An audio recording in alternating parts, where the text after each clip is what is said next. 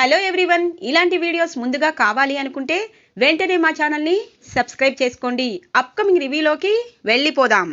Episode start అవ్వంగానే Duggirala ఇంట కావ్య లేని లోటు ప్రతి విషయంలోనూ అందరికీ తెలుస్తూ ఉంటుంది. ఇందిరాదేవి, అపర్ణాదేవి, ధాన్యలక్ష్మి మాట్లాడుకుంటూ ఉంటారు. అత్తయ్య, నా మీద ప్రేమతో నా కొడుకు మూర్ఖంగా ఆలోచించి దేవతలాంటి భార్యని బయటికి వెళ్ళేటట్టు చేశాడు. కావ్యకోపం వాడిపై ఎలా తగ్గుతుందో నాకు అర్థం కావటం లేదు. ఈ ఇంట్లో ప్రతి చిన్న పనిని తనే దగ్గరుండి అన్నీ చేసుకునేది. ఇప్పుడు తను లేని లోటు అందరికీ తెలుస్తుంది. ఇప్పుడు ఈ సమస్యకి పరిష్కారం ఎలా దొరుకుతుంది అత్తయ్య అని అంటారు అపర్ణాదేవి. అక్క, నేనొక మాట చెప్పనా అని అంటుంది ధాన్యలక్ష్మి. చెప్పు ధాన్యలక్ష్మి, నువ్వు ఏం చెప్పినా అది సరైనదైతే ఖచ్చితంగా వింటాను అని అంటుంది అపర్ణాదేవి. నువ్వు నేను వెళ్ళి కావ్యని ఇంటికి తీసుకుని వద్దామా అని అంటుంది. అయ్యో అత్తయ్య, మామయ్య, రాజ్ వీళ్ళు వెళ్తేనే రాలేదు, మరి నేను వెళ్తే వస్తుందా అని అంటుంది అపర్ణాదేవి. ఖచ్చితంగా వస్తుందక్క, ఎందుకంటే నువ్వంటే కావ్యకి చాలా ఇష్టం. నువ్వు ఏమన్నా ఆ మాటకి సమాధానం చెప్పదు, జవదాటదు. ఖచ్చితంగా వస్తుంది, మనం వెళ్ళి తీసుకుని వద్దాంలే అని అంటుంది ధాన్యలక్ష్మి. ఇంతలో రుద్రాణి వస్తుంది. ఓహో, అమ్మా, నాన్న, రాజ్ వీళ్ళందరూ వెళ్ళి ఆవిడ గారిని బ్రతిమిలాడినా రాలేదు. మా వదిన చావుతో పోరాడి మరీ కోమాలో నుండి బయటికి వచ్చినా నీ ముద్దులు కోడలు కనీసం నిన్ను చూడ్డానికైనా రాలేదు. కానీ తనపై ఈ దుగ్గిరాల వారందరికీ చాలా ప్రేమ, అభిమానం. తను ఎటువంటి పనులు చేసినా అవన్నీ ఇంటి మంచి కోసమే అని ఆలోచిస్తున్నారు. కానీ తను చేసిన పని వల్ల వదిన ఈరోజు ఇక్కడ కూర్చుంది అంటే ఇంకా నేను నమ్మలేకపోతున్నాను. పైగా రాజ్కి అంత కోపం రావడానికి కారణం అనేది కూడా మీకు తెలుసు కదా. ఇంకా కావ్య గురించి ఆలోచిస్తున్నారేంటి? భోజనాలకి ఇబ్బంది పడడం, ఇంట్లో అన్ని పనులు తన పైన ఆధారపడడం, అవన్నీ కావ్య తెలివిగా అలా అందరికీ తన వైపు మనసు మళ్ళేలా రెడీ చేసుకుంది. ఎంతైనా కనకం ముగ్గురు కూతుర్లు చాలా తెలివైన వారు వదినా. వాళ్ళలో ఎవరికీ మనం సమాధానం చెప్పుకోలేము. కనీసం వాళ్ళతో మాట్లాడాలన్నా మనకి మాటలు తడబడతాయి. వాళ్ళు ఏదో ఈ దుగ్గిరాల కుటుంబానికి ఉద్ధరిస్తున్నట్టు ముగ్గురు మన కుటుంబాన్ని నాశనం చేయడానికే పుట్టినట్టున్నారు అని అంటుంది రుద్రాణి. ఇంతలో కనకం వస్తుంది. రుద్రాణి, నా కూతురు ఇక్కడ ఉన్నా లేకపోయినా నా కూతురుపై చాడీలు చెప్పడం మాత్రం నువ్వు మానలేదు. నీతో తర్వాత మాట్లాడతాను. వదిన గారు, ఇప్పుడు మీ ఆరోగ్యం ఎలా ఉంది? మీరు హాస్పిటల్ నుండి వస్తున్నారని తెలిసి నేను ఎప్పుడో రావాలి, కానీ మన ఇంటి పరిస్థితులను బట్టి కొంచెం లేట్ అయింది. నన్ను క్షమించండి. ఇప్పుడు మీరు బాగానే ఉన్నారా అని అంటుంది కనకం. కనకం, రా కనకం, నేనిప్పుడు బాగానే ఉన్నాను, కానీ కావ్య లేని లోటు ఈ ఇంట్లో తెలుస్తుంది అని అంటుంది అపర్ణాదేవి. వదిన, మీ మంచి మనసుకి దేవుడు ఎప్పుడూ మంచే చేస్తాడు. ఇద్దరు మొండి వాళ్ళని మనం ఖచ్చితంగా కలపడం కష్టమే, కానీ ఆ మొండి వాళ్ళు ఏకమైతే ఈ ప్రపంచాన్నే దున్నేస్తారు అని అంటుంది కనకం. మరే కనకం అని అంటారు అపర్ణాదేవి. ఇంతలో స్వప్న, రాజ్, రాహుల్ కిందికి వస్తారు. అమ్మా, ఎప్పుడొచ్చావు? కావ్య, నాన్నగారు ఎలా ఉన్నారు అని అంటుంది స్వప్న. కావ్య గురించి చెప్పేదేమీ లేదమ్మా, ఎందుకంటే తన పుట్టింటికి వచ్చినా సరే తన కష్టాన్నే తను నమ్ముకుంటుంది. నేను ఎంతగా వినాయక బొమ్మలు చెయ్యొద్దని చెప్పినా వినాయక చవితి పండుగకి వాళ్ళ నాన్నకి ఆర్డర్స్ వచ్చాయని కష్టపడి మరీ చేస్తుంది. అది కష్టజీవే అని అంటుంది. అది కావ్య అంటే. కావ్య అత్తింట్లో ఉన్నా పుట్టింట్లో ఉన్నా ఖాళీగా కూర్చొని వీళ్ల మీద వాళ్ళ మీద మాటలు చెప్తూ బ్రతికే రకం కాదు రుద్రాణి. కనకం గురించి ఒకప్పుడు నీలాగే ఆలోచించాను, కానీ నా తప్పు నేను తెలుసుకున్నాను. తను ఆడపిల్లల్ని కనినా తను ఆడపులిల్లాగా పెంచింది. కావ్య కోసం చెప్పాలి అంటే పుట్టింటి కోసం తన కష్టాన్ని కష్టంగా మార్చి తమకి సహాయం చేస్తుంది. అత్తింటి పరువు కోసం తనకి ఎన్ని ఇబ్బందులు వచ్చినా ఒక్క గుట్టు కూడా బయటికి చెప్పదు. అలాగే తన లేని లోటు ఈ రోజుకి ఇక్కడున్న అందరికీ నీతో సహా తెలుస్తుంది. ఇక స్వప్న అంటావా, తెలియక నీ కొడుకుని ప్రేమించినందుకు తను బాధపడకుండా మీ ఇద్దరికీ ప్రతిరోజు సినిమానే చూపిస్తుంది. ఇక అప్పు అంటావా, మగరాయుడే. ఇంటికి ఏ కష్టం వచ్చినా మగరాయుళ్లాగా నిజాయితీగా తిరగబడుతుంది. ఇక కనకం పెంపకాన్ని గురించి నువ్వు మాట్లాడేటప్పుడు నీ పెంపకం ఎలా ఉంది అన్నది ఒక్కసారి ఇంట్లో అందరినీ అడుగు అని అంటారు అపర్ణాదేవి. వదిన, నిన్ను బాగానే బోల్తా కొట్టిస్తుంది. ఈ కనకం తన కూతురు పుట్టింట్లో ఉందని ఇక రాయబారానికి వచ్చింది అనగానే, రుద్రాణి గారు, మీ అంత ఆశ మాత్రం మాకే కాదు, ఈ ప్రపంచంలో ఎవ్వరికీ ఉండదు. నా కూతురు రావాలి అనుకుంటే ఇక్కడ అడ్డు చెప్పేవారు ఎవరున్నారు? ఎంతమంది చీచీ అన్నా ఇక్కడే పట్టుకుని వేలాడే నీకు మా కూతురికి చాలా తేడా ఉంది అని అంటుంది. చూడు కనకం, రుద్రాణి మాటలు పట్టించుకుంటే కుటుంబాలు నాశనమవుతాయి. రుద్రాణి, ఇంటికొచ్చిన వాళ్ళకి మర్యాద ఇవ్వకపోయినా పర్వాలేదు, కనీసం వాళ్ళతో మాటలు అనిపించుకోకుండా ఉండలేవా నువ్వు అని అంటారు ఇందిరాదేవి. ఇంతలో స్వప్న కాఫీ తీసుకుని వస్తుంది. చూసావా కనకం, కావ్య లేని లోటు నీకు తెలుస్తుంది కదా అనగానే, అమ్మా, కావ్య ఇంటికి ఎప్పుడొస్తుందే అని అంటుంది స్వప్న. మనం తలుచుకుంటే ఖచ్చితంగా వస్తుంది స్వప్న అని అంటారు అపర్ణాదేవి. ఏం చేయాలి అని అంటుంది ధాన్యలక్ష్మి. ధాన్యలక్ష్మి, వచ్చేది వినాయక చవితి పండుగ. అసలు కావ్య వినాయక చవితి పండుగ రోజే మన ఇంటికి వచ్చింది. ఖచ్చితంగా ఆ వినాయకుడు విఘ్నాలు తొలగించి మన ఇంటికి కావ్య రావాలి అంటే మన అందరం ఒక ప్లాన్ వేయాలి. కనకం, నీతో సహా అని అంటుంది. చూడండి వదిన గారు, వాళ్ళిద్దరూ మొండివారు విడిపోతే ఖచ్చితంగా కలపడం కష్టమే, కానీ దుగ్గిరాల వారంతా ఏకమైతే ఖచ్చితంగా వాళ్ళిద్దరూ కలుస్తారు అని అంటుంది కనకం. అందుకే రుద్రాణి నాకేమీ చెప్పలేదు, మీరు ఇలా చేశారేంటి అని చెప్పి వాళ్ళిద్దరినీ విడదీసే కార్యక్రమం నువ్వు చేస్తావని నీకు కూడా చెప్తున్నాను. కావ్య ఎలాగైనా ఇంటికి రావాలి. అందుకే వినాయక చవితి పండుగని మనం అడ్డం పెట్టుకుంటున్నాం. ఆ వినాయకుడు ఎలాగో విఘ్నాలు తొలగిస్తాడు కాబట్టి వాళ్ళిద్దరినీ కలుపుతాడు. అందుకే వినాయక చవితి పండుగ భుజాలు మొత్తం ఇక రాజ్కి వెయ్యాలని అనుకుంటున్నాము. అప్పుడు ఖచ్చితంగా కావ్యని కలిసే అవకాశం వస్తుంది అని అంటుంది. అదేంటోదినా, రానని కూర్చుంది కదా, ఎలా వస్తుంది అనగానే, అత్త, నీకు అంత తెలివితేటలుంటే ఇలా ఎందుకు ఉంటావు? అమ్మమ్మగారు, తాతగారు, అపర్ణాంటి అందరూ ఏదో చేస్తారులే, నువ్వు కావ్యని నానా మాటలు అనుకుంటా ఆగితే మేలు అని అంటుంది. అంటే వీళ్ళందరూ వినాయక చవితి పండుగకి కావ్యని ఇంటికి రప్పిస్తారా? రాజు కావ్యని ఏకం చేస్తారా? ఈ రుద్రాని ఎలా కూర్చుంటుంది? వినాయక చవితి పండుగ రోజే ఖచ్చితంగా వాళ్ళిద్దరూ శాశ్వతంగా విడిపోయేటట్టు, వాళ్ళిద్దరికీ విడాకులు మజూరయ్యేటట్టు చేస్తాను అనగానే, అమ్మా ఏమంటున్నావు అని అంటారు రాహుల్. 15 రోజుల్లో ఇప్పుడు విడాకులు వచ్చేస్తున్నాయి కదా అని అంటుంది.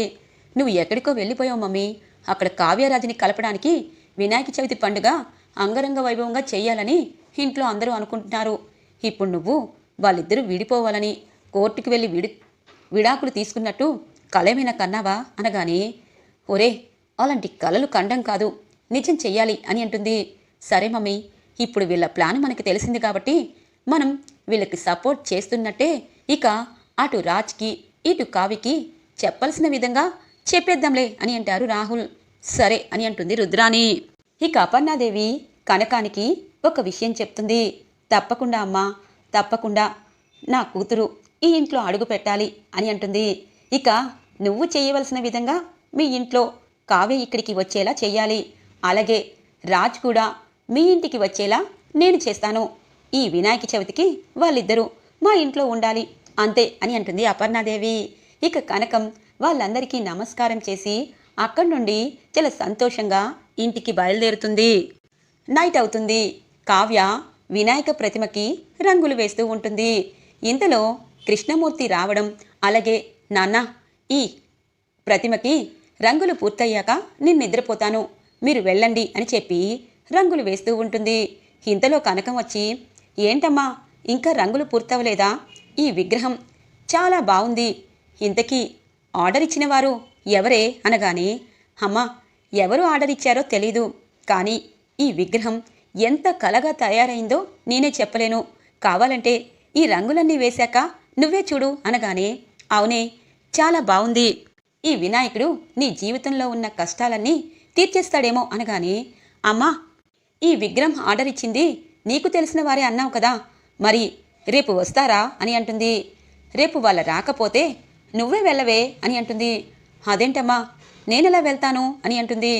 మరి మీ నాన్నకి సహాయం చేస్తానని అన్నావు కదా, మరి ఈ సహాయంలో కూడా ఈ సహాయం ఉంటుంది కదా అని అంటుంది కనకం. ఏమోనమ్మా, నువ్వు ఎప్పుడు ఎలా ఉంటావో నాకు తెలీదు, కానీ ఈ విగ్రహం వెళ్ళినా ఇల్లు కలకలలాడుతూ సుఖంగా సంతోషంగా ఉండాలని కోరుకుంటున్నాను. ఈ వినాయకుడు వాళ్ళకున్న కష్టాలన్నీ తీర్చేయాలని మనస్ఫూర్తిగా నమ్ముతున్నాను అని అంటుంది. ఒసే పిచ్చిదానా, ఆ వినాయక విగ్రహం ఆర్డర్ ఇచ్చింది ఎవరో కాదు, నీ అత్తింటి వాళ్ళే. నీకు ఎవరో తెలియకుండా ఆ ఇంటికి పంపించాలని నేను ఇలా చేస్తున్నాను. నీ అత్తింటి వారికి నువ్వు వెళ్లే రోజు వినాయక చవితే అని చెప్పి మనసులో అనుకుంటుంది కనకం. ఇది ఇలా ఉండగా అనామిక తన కొత్త బాయ్ ఫ్రెండ్తో సహా ఒక ప్లాన్ వేస్తుంది కదా. కావ్య ఒక మంచి డిజైనర్ అని, అత్తింట్లో తను గొడవపడి పుట్టింటికి చేరుకుంది కాబట్టి కావ్య డిజైనర్, తను అద్భుతమైన డిజైనర్ కాబట్టి తన పనిని మనం వాడుకుంటే స్వరాజ్ గ్రూప్ ఆఫ్ ఇండస్ట్రీని దెబ్బ కొట్టచ్చు. ఈ సందీప్ కావ్యకి చాలా మంచి పనులు చెప్పే వ్యక్తిగా తెలుసు. తను పెళ్లి కాకముందు ఈ సందీపే ఎన్నో డిజైన్స్ తనతో వేయించి స్వరాజ్ గ్రూప్ ఆఫ్ ఇండస్ట్రీకి చేర్చేవాడు. ఇప్పుడు ఆ సందీప్ దగ్గరికి కావ్య పని కోసం వచ్చిందని తెలుసు.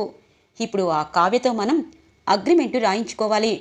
మన సంస్థ అని తెలియకూడదు, సామంత్ గ్రూప్ ఆఫ్ ఇండస్ట్రీ అని తెలియకూడదు అని అంటుంది. సరే మేడం, ఆ సందీప్ ఇల్లు నాకు తెలుసు అని అంటారు మేనేజర్. ఇక పనిని త్వరగా ముగించండి. ఎంత త్వరగా కావ్య డిజైన్స్ మన ఆఫీస్కి వస్తే అంత త్వరగా స్వరాజ్ గ్రూప్ ఆఫ్ ఇండస్ట్రీని కిందికి లాగేయచ్చు అని అంటుంది ఇక అనామిక పిఏ సందీప్ ఇంటికి వస్తారు. సార్ మీరొచ్చారేంటి? మీది పెద్ద కంపెనీ కదా, స్వరాజ్ గ్రూప్ ఆఫ్ ఇండస్ట్రీకి మీరు కూడా సమానం కాకపోయినా మీరు కూడా అని అంటారు. సమానం కంటే ఎక్కువ అవ్వాలనే నీ ఇంటికి వచ్చాము అన్నట్టు కావ్య మేడం మీకు తెలుసా అని అంటారు.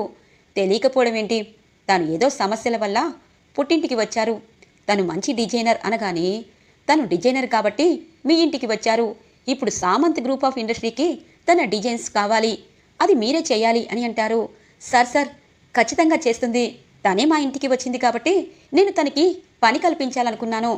మీరిప్పుడు తనని అని చెప్పి అనగానే, తను ఆ కంపెనీకి ఉద్యోగస్తురాల్లా వస్తే తనకి లక్షల్లో శాలరీస్ ఇస్తారు అని అంటారు.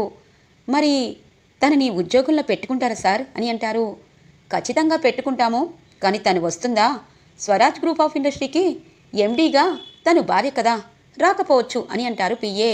సార్ రాకపోయినా తన డిజైన్స్ అనేవి చాలా బాగుంటాయి కదా సార్, తన డిజైన్స్ వస్తే చాలు కదా అని అంటారు. అవును, అందుకే సామంత్ గ్రూప్ ఆఫ్ ఇండస్ట్రీకి తను డిజైన్స్ వేస్తున్నట్టు ఎవరికి చెప్పకూడదు అనగానే, నిజమే సార్, ఎందుకంటే తను మంచి ఆడపిల్ల, తను పెళ్లి కాక ముందు నుండే చాలా కష్టపడుతుంది. ఇప్పుడు తన భర్త నుండి తను విడిగా ఉంటుంది కాబట్టి వాళ్ళిద్దరూ కలవాలి అంటే మీకు డిజైన్స్ వేసినట్టు చెప్పకుండా ఉంటే చాలు, తను ఎప్పటికైనా అత్తవారింటికి వెళ్ళిపోతుంది కదా అని అంటారు. ఓకే, ఇదంతా నువ్వే చూసుకోవాలి, వాళ్ళిద్దరి గురించి మాకు అవసరం లేదు, తన డిజైన్స్ అనేవి మాకు కావాలి. నీకు 50, అలాగే కావ్య మేడంకి 50 అని అంటారు. ఓకే సార్, ఈ రోజు నుండే కావ్య మేడం డిజైన్స్ వేస్తారు అని చెప్పి సందీప్ హ్యాపీగా ఫీల్ అయ్యి ఇక తన దగ్గర అమౌంట్ తీసుకుంటారు. అమ్మయ్య, అనామిక మేడం ఎంతగా మాట్లాడాలంటే అంతగా మాట్లాడమని చెప్పారు. అందుకే ఇటు సామంత్ గ్రూప్ ఆఫ్ ఇండస్ట్రీకి కావ్య మేడం డిజైన్ వేస్తున్నట్టు అటు స్వరాజ్ గ్రూప్ ఆఫ్కి తెలియకుండా మేనేజ్ చేసేశాను అని చెప్పి ఇక అనామిక పిఏ వెళ్ళిపోతారు. ఇక సందీప్ పరుగున కృష్ణమూర్తి ఇంటికి చేరుకుంటారు. అమ్మ కావ్య అని అంటారు. సార్ మీరు మా ఇంటికి వచ్చారు అంటే అని అంటుంది. అమ్మ కావ్య, నువ్వు అనుకున్నది అనుకున్నట్టే సాధించావు. ఒక మంచి కంపెనీకి నువ్వు డిజైన్స్ వేయాలి, ఆర్డర్ ఇచ్చారు అని అంటారు. అవునా సందీప్ గారు, నాకు చాలా సంతోషంగా ఉంది అని అంటుంది. ఇంతలో కృష్ణమూర్తి అంటారు, ఇక మట్టి బొమ్మలు ఆపేసి డిజైన్స్ వెయ్యమ్మా అని అంటారు. అవునన్నా, ఇకపై నేను ఉద్యోగానికి వెళ్తాను అనగానే, అమ్మ కావ్య, నువ్వు ఆఫీస్కి వచ్చే చేయాల్సిన అవసరం లేదు, నీకు వీలున్నప్పుడల్లా మంచి డిజైన్స్ వేస్తే చాలు అని అంటారు. అంటే ఇంట్లోనే వర్క్ చేయాలా అనగానే ఈ మధ్య చాలామంది ఆన్లైన్లోనే బిజినెస్లు పనులు చేస్తున్నారు. నువ్వు కూడా మీ ఇంట్లో ఉండే చక్కగా డిజైన్స్ వెయ్యి, అలాగే అమౌంట్ కూడా నీ అకౌంట్లో వేసేస్తాను అని అంటారు. Thank you so much Sandeep గారు, నిజంగా నన్ను అర్థం చేసుకున్నారు అనగానే నీ గురించి నాకు తెలుసు కదమ్మా, అందుకే అలా చేశాను. సరే నువ్వు డిజైన్స్ వేయడానికి కావలసినవన్నీ తెచ్చుకోవాలి కదా, అందుకే 2 నెలల్లో డబ్బులు నీకు ముందే ఇస్తున్నాను అని అంటారు. అదేంటి సార్, నాకు డిజైన్స్ వేసాకే ఇవ్వచ్చు కదా అని అంటుంది. చూడమ్మా కావ్య, డిజైన్స్ వేయడానికి కావలసినవన్నీ తెచ్చుకోవాలి కదా, అలాగే వాళ్ళు డిజైన్స్ చాలా అడుగుతున్నారు, త్వరగా వాళ్ళ కంపెనీ అనేది పైకి వెళ్ళాలి అని అంటారు. సరే అని చెప్పి ఇక తన అకౌంట్లో డబ్బులు వేయమంటుంది. ఇక కనకం, ఏంటే నువ్వు మళ్ళీ వర్క్ చేస్తానంటావు, నీ అత్తింటికి వెళ్ళవా అని అంటుంది. ఇక కనకానికి చెప్తారు, అత్తవారింటికి వెళ్ళినా పర్వాలేదు కనకం గారు, ఎందుకంటే కావ్య మేడం డిజైన్స్ వేస్తున్నారని ఎవరికీ తెలీదు, తన పనిని కల్పించుకున్నారు. అమ్మ కావ్య, నువ్వు మీ అత్తింటికి వెళ్ళినా ఈ పని అనేది నీకు ఇస్తాను అని అంటారు. సరే అని చెప్తుంది. ఇక సందీప్ వెళ్ళిపోతారు. ఇక కనకం అంటుంది, ఇదేంటి ఈ కావ్యని అత్తింటికి పంపించాలని అక్కడ వాళ్ళు నేను ప్లాన్ వేస్తే ఇది డిజైన్స్ వేస్తానంటుంది. డిజైన్స్ వేసేలోపు నేను ఖచ్చితంగా వినాయక బొమ్మకి రాజుని చెయ్యాలి అని మనసులో అనుకుంటుంది కనకం. ఇది ఇలా ఉండగా రాజ్ ఆలోచిస్తూ ఉంటారు. ఇక ఇందిరాదేవి, సీతారామయ్య గారు రాజ్ దగ్గరికి వస్తారు. ఏంటి నానమ్మా, నా వల్ల అందరూ ఇబ్బంది పడుతున్నారు, అప్పటికి నేను కళావతిని రమ్మని చెప్పాను, రాలేదు, నాకు బాధగానే ఉంది, కానీ మొండిది కదా అని అంటారు. ఆపరా, మొండిది కావ్య అయితే నువ్వు జగమొండివి, కానీ నీకు కూడా బాధ్యత తెలియాలి కదా, అందుకే ఎల్లుండి వినాయక చవితి పండుగ, ఇక పెద్దవారిగా ఆ బాధ్యత అంతా మేము అపర్ణ చేతికి ఇచ్చేవాళ్ళం, ఇప్పుడు అపర్ణ ఆరోగ్యం బాగోలేదు, ఇప్పుడిప్పుడే కోలుకుంటుంది, ఇక కావ్య ఉంటే ఈ ఇంట్లో ఎటువంటి ఆటంకాలు లేకుండా వినాయక చవితికి కావలసిన అన్ని ఏర్పాట్లు చేసేది, ఇప్పుడు కావ్య లేదు కాబట్టి నువ్వే అన్నీ చెయ్యాలి అని అంటారు ఇందిరాదేవి. నానమ్మ, నేను చేస్తాను గాని అని అంటారు. చేయడం కాదు, రేపటి నుండి బొమ్మకి ఆర్డర్ ఇచ్చి ఇక వినాయక చవితి పండుగకి ఎవరెవరిని ఇంటికి పిలవాలి, అలాగే ఆ పండుగ విఘ్నాలు లేకుండా ఎలా ముందుకు సాగాలనేది చూసుకోవాలి. రాబావా, ఈ రాజ్కి కావ్య ఎలాంటి పనులు చేసేది, తను ఇంటికి ఎలా అవసరం అని చెప్పి తెలియాలి, ఎందుకంటే రాజు నోటికి ఏది వస్తే అది మాట్లాడితే అటు మొండిగట్టమైన కావ్య ఖచ్చితంగా సమాధానం చెప్పింది, ఇక సమాధానం కరెక్టే అని నువ్వు ఒప్పుకుంటే చాలు మనవడా, నీ భార్య పరిగెత్తుకుంటూ ఇంటికి వస్తుంది అని అంటారు. నానమ్మ, నేను ఒప్పుకోను, ఆ కావ్య ఉన్నా లేకపోయినా వినాయక చవితి పండుగ అంగరంగ వైభవంగా జరిపిస్తాను, చూడండి రేపటి నుండే నేను పని మొదలు పెడతాను అని అంటారు రాజ్. తెల్లగా తెల్లవారుతుంది. ఇక అపర్ణాదేవి కనకానికి ఫోన్ చేసి తన కొడుకు వస్తున్నట్టు చెప్తుంది. సరే, నా కూతురు ఆ వినాయక ప్రతిమని చక్కగా అందంగా రెడీ చేసింది, ఇప్పుడు వాళ్ళిద్దరూ ఒకరికి తెలియకుండా ఒకరు ఇటు రావడం అటు పోవడం తెలియాలి అని అంటుంది కనకం. సరే అని చెప్పి ఫోన్ కట్ చేస్తుంది. ఇక రాజ్, ఈరోజు చాలా అందమైన వినాయక ప్రతిమని ఆర్డర్ ఇచ్చానని మమ్మీ చెప్పింది, ఆ ఇంటి అడ్రస్సు కళావతి ఇంటి అడ్రస్ కాదు కదా, కళావతి ఇంటి అడ్రస్ అయితే కళావతి నా నెత్తిన కూర్చుంటుంది, అమ్మను పో అంటుంది, అందుకే వేరే వాళ్ళ దగ్గరికి వెళ్ళాలి అని చెప్పి ఇంతకీ లొకేషన్ మా అత్తింటికి చూపిస్తుందేంటి, కొంపదీసి మమ్మీ కావాలనే కళావతి దగ్గరికి పంపించుంటుంది అని చెప్పి కారులో ఇటు అటు చూస్తూ ఉండగానే కావ్య ఇక అక్కడి నుండి సైకిల్ వేసుకుని ముందుకి వస్తూ ఉంటుంది. ఒక్కసారిగా కార్ డాష్ ఇస్తుంది కావ్యకి. పాపం కావ్య సైకిల్ మీద నుండి కిందికి పడిపోతుంది. ఏయ్ అని చెప్పి కార్ నుండి దిగగానే కావ్య కనిపిస్తుంది. ఇక కావ్యని చూడగానే పైకి లేపుతారు. ఏంటి, సైకిల్ తొక్కుకుంటూ ఇలా కార్ని డాష్ ఇస్తావా, అయినా నువ్వు సైకిల్ తొక్కడం ఏంటి, నా మాట వినుంటే హ్యాపీగా కార్లో వచ్చేదానివి కదా అనగానే, అంత ఆశ నాకు లేదు, మీరు ముందు రోడ్డు మీద ఎవరు వస్తున్నారనేది చూసుకోండి, ఇంట్లో భార్య మీకు ఎన్ని చెప్పినా తిక్క పనులు చేసే భర్తలకి ఎదురు ఎవరొస్తున్నారో తెలీదు అని అంటుంది. ఏయ్ కళావతి, నేను తిక్క అని అంటుంది. తిక్క ఏంటి, తిక్క మీకు మొత్తం పాకిపోయింది, సరే వెళ్ళండి, మీరు ఎక్కడికి వెళ్ళాలో అక్కడికి వెళ్ళండి, నేను చాలా బిజీగా ఉన్నాను అనగానే, ఏం బిజీ, వినాయక ప్రతిమలు రంగులు వేస్తున్నావా అని అంటారు. ఏ వేస్తాను, మీకేంటి ప్రాబ్లం? ఒకవేళ వినాయక బొమ్మ మీరు కొనడానికి వచ్చినా మీకు మాత్రం నేను అమ్మను అని అంటుంది. ఏ ఎందుకలా అని అంటారు. ఎందుకంటే మీరు నాకు నచ్చలేదు కాబట్టి అని చెప్పి అక్కడి నుండి ఇక వెళ్ళిపోతుంది కావ్య. అమ్మో, నేను కన్విన్స్ అయినా ఈ కళావతి కన్విన్స్ అవ్వట్లేదు. ఇప్పుడు వినాయక ప్రతిమ అందంగా ఉండేది తేకపోతే మమ్మీ అస్సలు ఊరుకోదు. ఇప్పుడు ఏం చేయాలి అని మనసులో అనుకుంటూ మమ్మీ కావాలని కళావతి దగ్గరికి పంపించింది.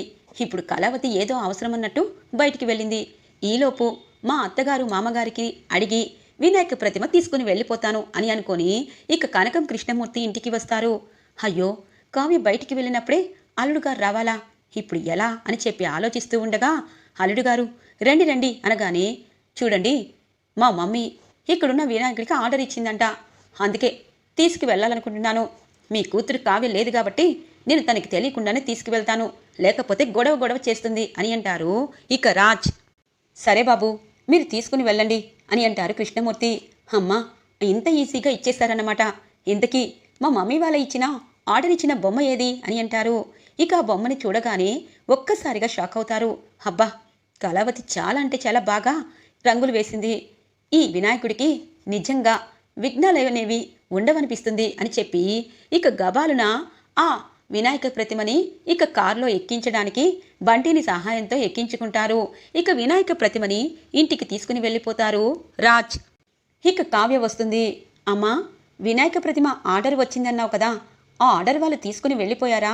నీకొకటి తెలుసా అమ్మా, వినాయక ప్రతిమ అంతా చక్కగా చేశాను, కానీ అక్కడున్న ఎలుకకి రంగులు వేయలేదు, దానికోసమే వెళ్ళాను.